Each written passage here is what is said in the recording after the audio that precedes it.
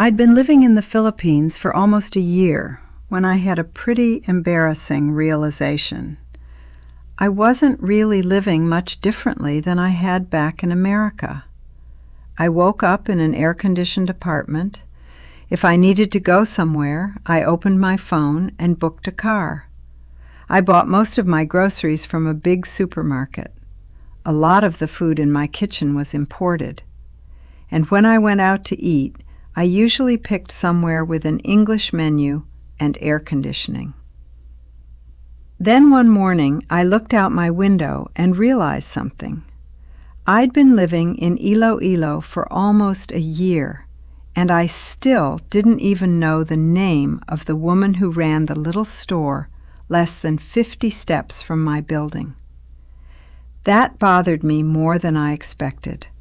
I had moved more than 8,000 miles from the United States, but somehow I'd built myself a little bubble that felt very familiar. But I started wondering how much of the Philippines I was actually experiencing. So I decided to try something. For 30 days, I was going to change the way I lived. Not because I wanted to pretend I was Filipino. I wasn't, and 30 days wasn't going to change that.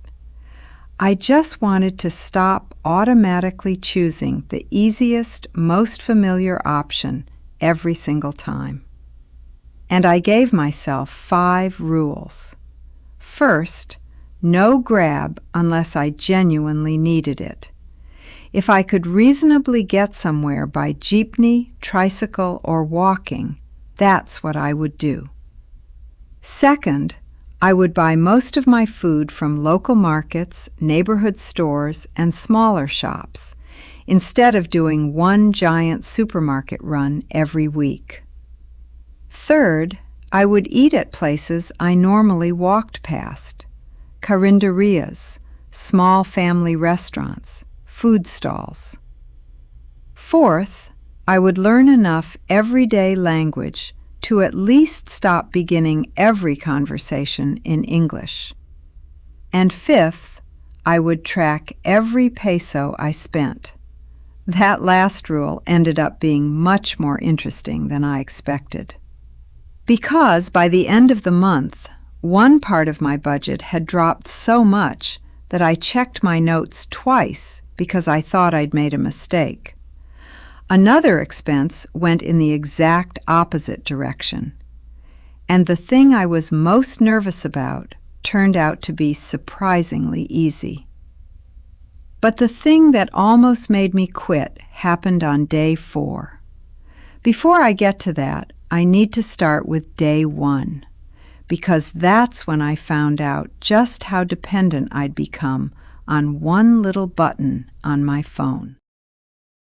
Day 1 started with groceries. Normally, I would have opened Grab, booked a car, ridden to the supermarket, filled a cart, and booked another car home. I'd done that dozens of times. This time, I walked downstairs, stood along the road, and stared at the jeepneys going past me. I had ridden jeepneys before, technically. I'd ridden them with other people. That is very different from standing on the side of the road, alone, at 69 years old, trying to figure out whether the jeepney coming toward you is actually the one you're supposed to get on. I watched 3 go by, then 4.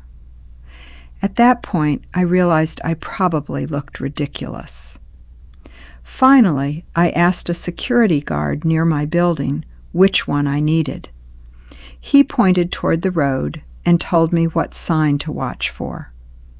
About 2 minutes later, one appeared. I climbed in, handed over my fare, squeezed onto the bench, and immediately started wondering if I'd understood him correctly. I pulled out my phone and opened Google Maps. Every few seconds, I'd look at the map, then out the window, then back at the map. Nobody else seemed concerned. A schoolgirl was watching something on her phone. A man across from me had a bag full of vegetables. Two women were talking like this was the most ordinary ride in the world, because to them it was. To me, it felt like I'd handed control of my entire morning to a vehicle I barely understood. Then the jeepney passed the turn I expected it to take. My stomach dropped. I thought, well, this didn't take long. Day one, and I've already gotten myself lost. Except I wasn't lost. My route was wrong. The jeepney was right.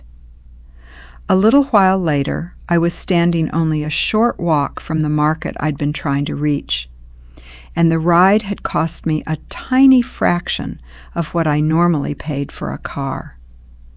I remember feeling pretty proud of myself. That feeling lasted about 5 minutes, because when I stepped into the market, I realized transportation was going to be the easy part. I had absolutely no idea how to shop there. I knew supermarkets. Prices were printed on shelves. Meat came wrapped in plastic. Everything had labels. Here, there were tables covered in vegetables I couldn't name, fish I'd never seen before, people calling out prices, bags hanging everywhere, and motorcycles squeezing through spaces I wouldn't have thought a motorcycle could fit through.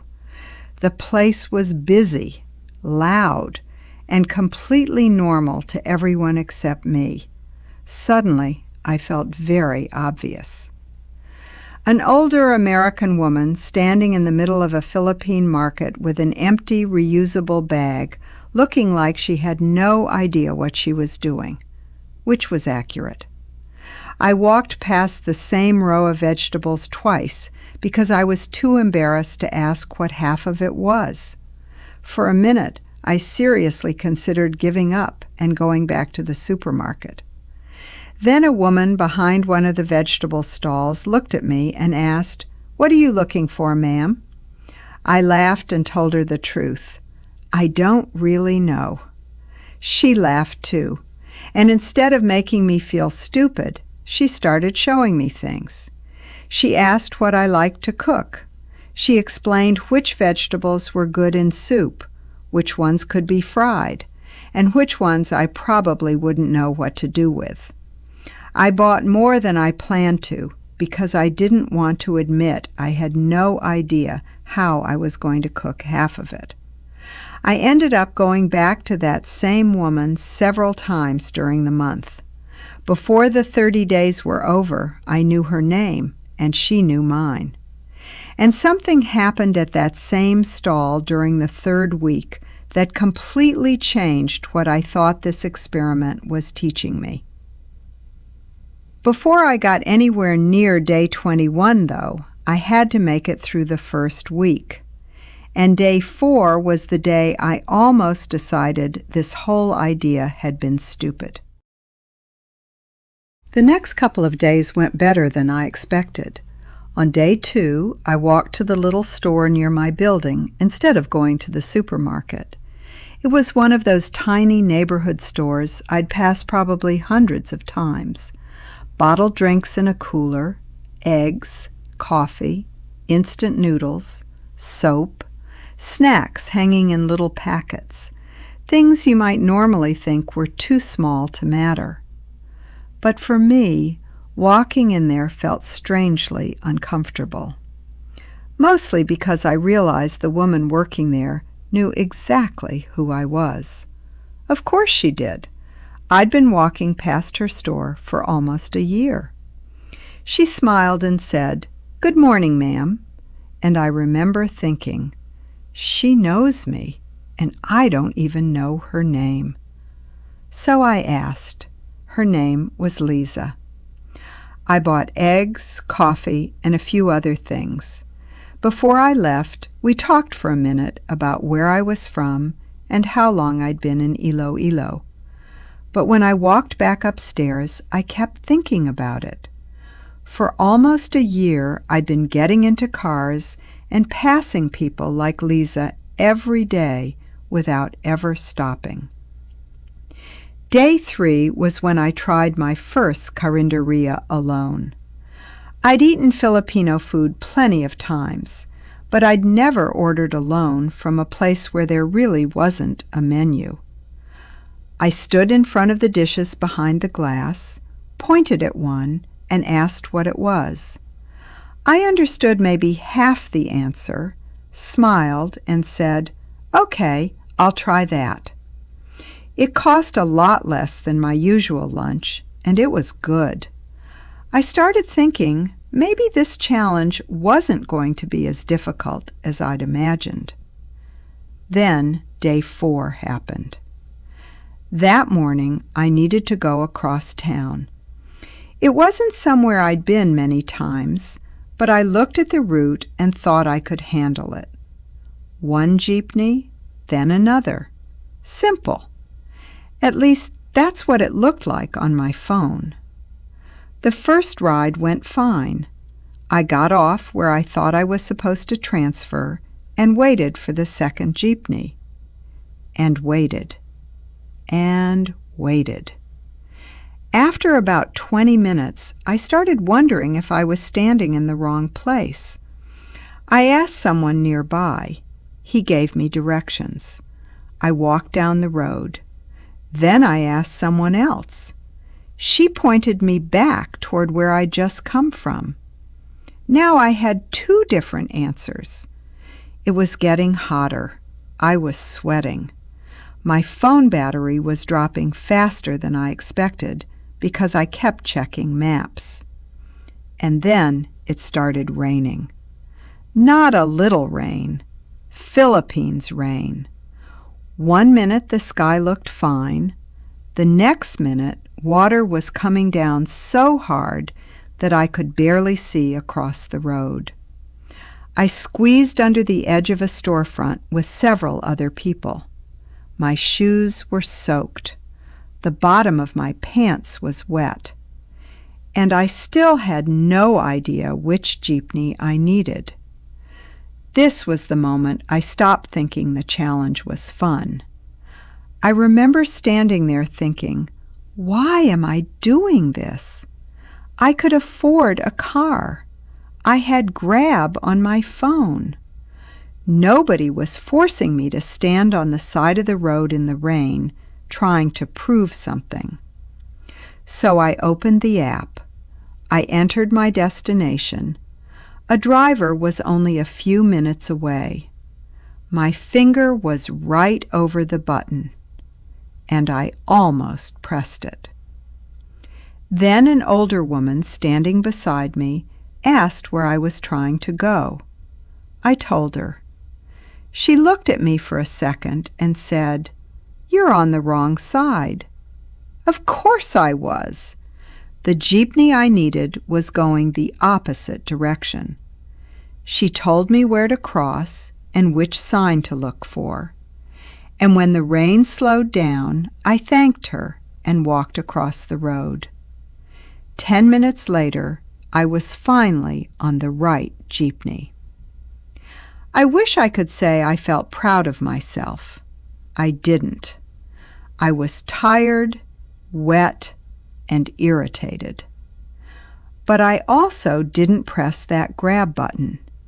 And later that night, when I looked at what I'd spent during my first 4 days, I noticed something that made me want to keep going. My transportation spending had fallen far more than I expected.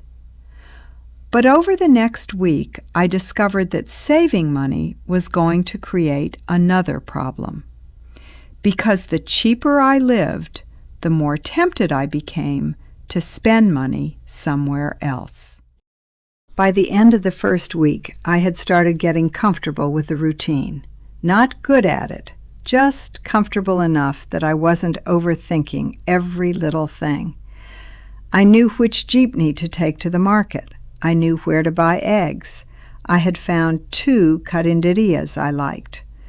And I had stopped checking my phone every 30 seconds whenever I was riding somewhere. That alone felt like progress.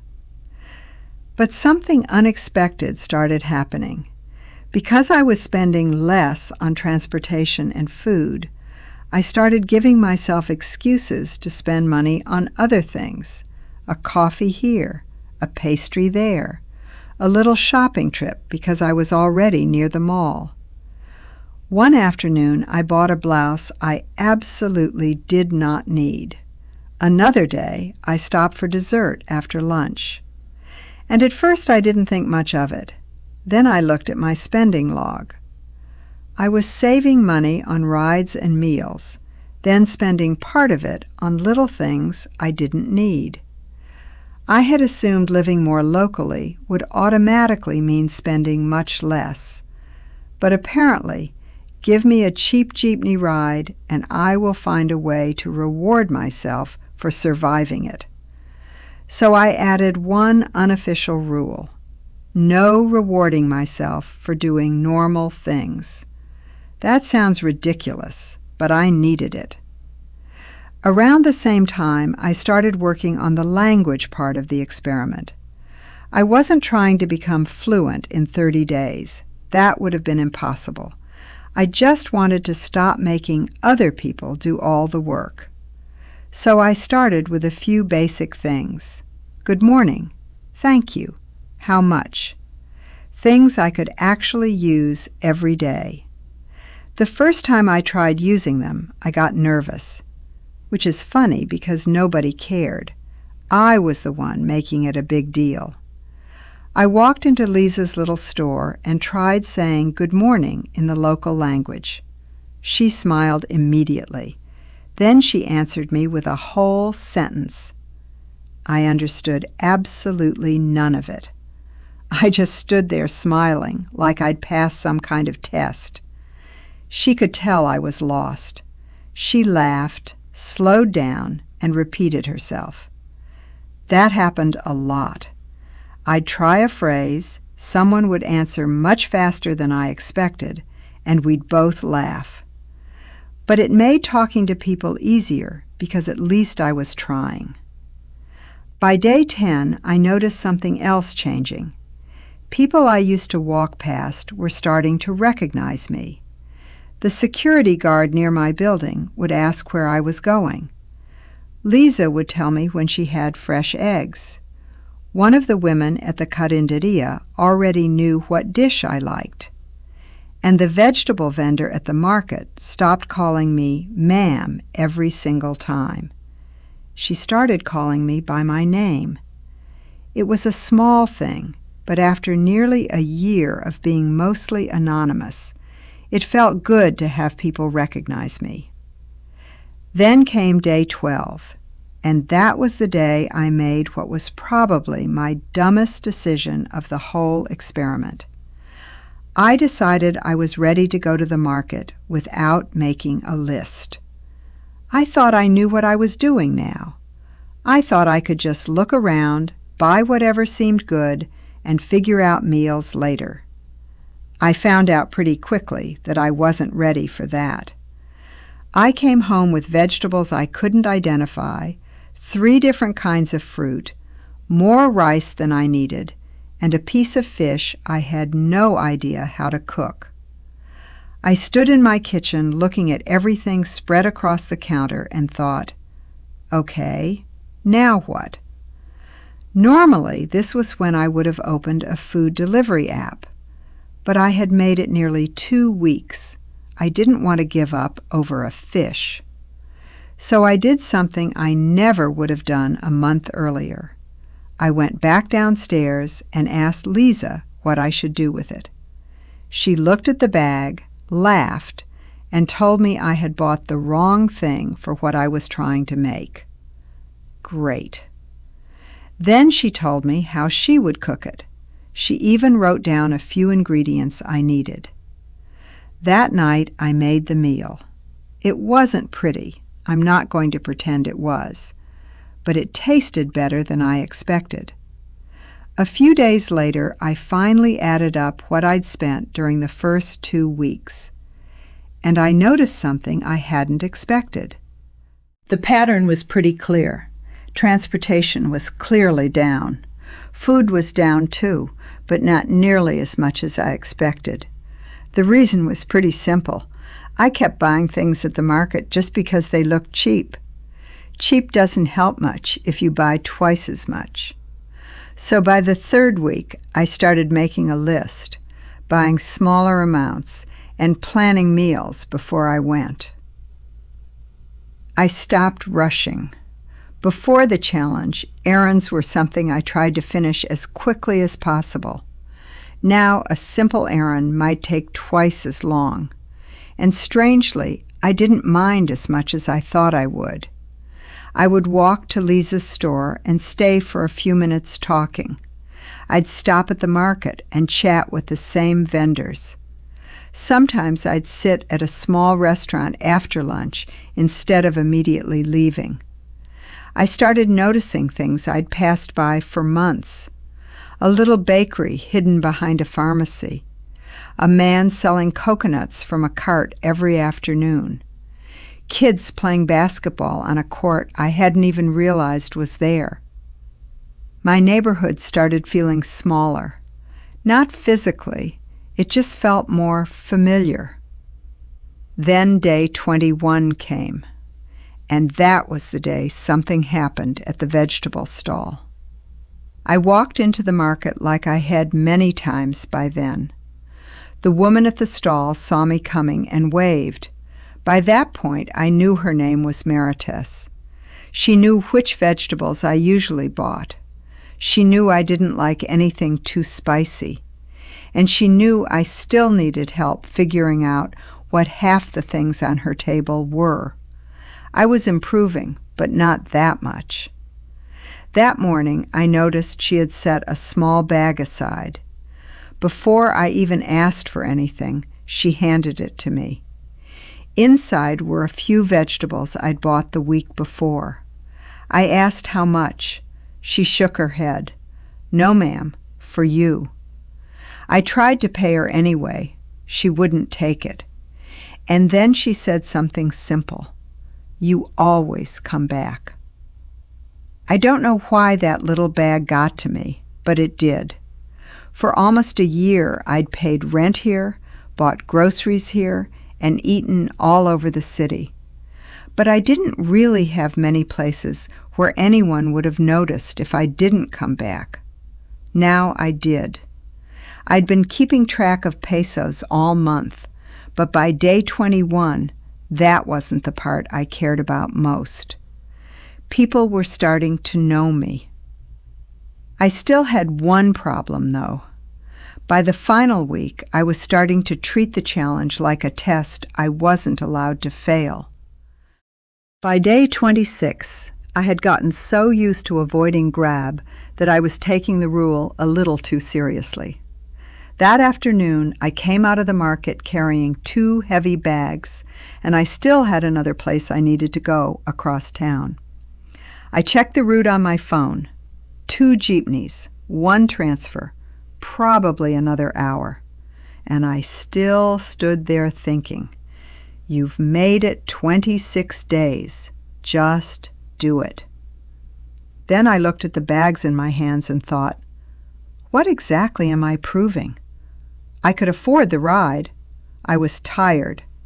And spending an extra hour hauling groceries across the city wasn't teaching me anything. So I opened Grab and booked a car. When it arrived, I put the bags on the floor, sat back in the air conditioning, and felt relieved. Not guilty. That was the difference. Before the challenge, I booked cars without thinking about it. This time, I chose one because it actually made sense. After that, I stopped keeping score. If a jeepney made sense, I took it. If Grab made more sense, I booked a car. I kept shopping at the market, but I went back to the supermarket for a few things too. And yes, I bought imported coffee. I missed it. On day 28, I went back to one of the carinderias I'd been visiting. Before I could point at anything, the woman behind the counter smiled and said, "Same?" I laughed. She already knew what I wanted. On day 29, I stopped at Lisa's store. We talked for a few minutes, and she asked if my 30-day challenge was almost finished. I had told her about it by then. I said, tomorrow. Then she asked me something I hadn't really thought about. So after tomorrow, you stop? I looked at her and said, I don't think so. And I meant it. On day 30, I spread everything out on my kitchen table. Receipts, notes, screenshots from my phone, and a very messy little notebook I'd been carrying around for the entire month. I compared it with what I had spent during a fairly normal month before the challenge. The first number that jumped out at me was transportation. Normally, between Grab rides and the occasional taxi, I was spending a little over 6,000 pesos a month getting around. During the challenge, even with the Grab rides I allowed myself, I spent less than 2,000. I actually checked it twice because I thought I'd missed something.